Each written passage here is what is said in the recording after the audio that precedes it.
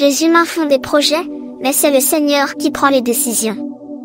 L'être humain croit toujours qu'il agit bien, mais le Seigneur juge le cœur. Confie au Seigneur ce que tu fais, et tes projets se réaliseront. Le Seigneur a tout fait dans un but précis.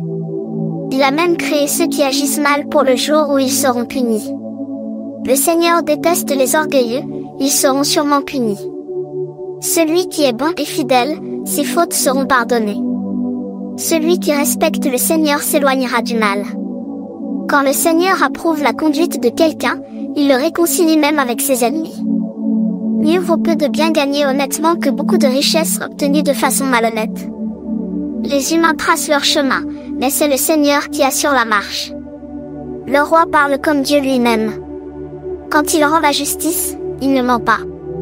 Les balances justes et leurs plateaux appartiennent au Seigneur, c'est lui qui a fait tous les poids. Les rois détestent faire le mal.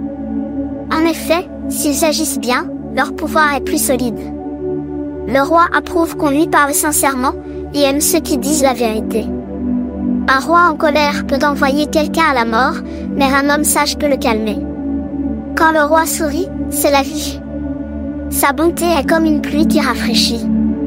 Il vaut mieux posséder la sagesse que de l'or. Il vaut mieux être intelligent que posséder de l'argent. Les gens droits s'éloignent du mal. Celui qui fait attention à sa conduite protège sa vie. L'orgueil produit de grands malheurs, le mépris des autres entraîne la chute. Il vaut mieux vivre simplement avec les pauvres que partager les richesses de guerre avec les orgueilleux.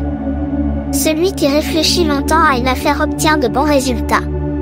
Ceux qui ont confiance dans le Seigneur sont heureux.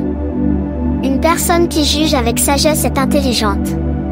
Si elle parle gentiment, elle peut convaincre les autres. Le bon sens est une source de vie pour ceux qui en ont. Ceux qui sont stupides sont punis par leurs bêtises. Une personne sage réfléchit avant de parler. Ainsi, elle peut convaincre les autres par ses paroles. Des paroles aimables sont comme le miel, elles sont douces pour le cœur, elles font du bien au corps. Quelqu'un peut penser que sa conduite est bonne, et pourtant, en fait, elle conduit à la mort. L'estomac du travailleur le pousse à travailler, car la faim l'oblige à agir.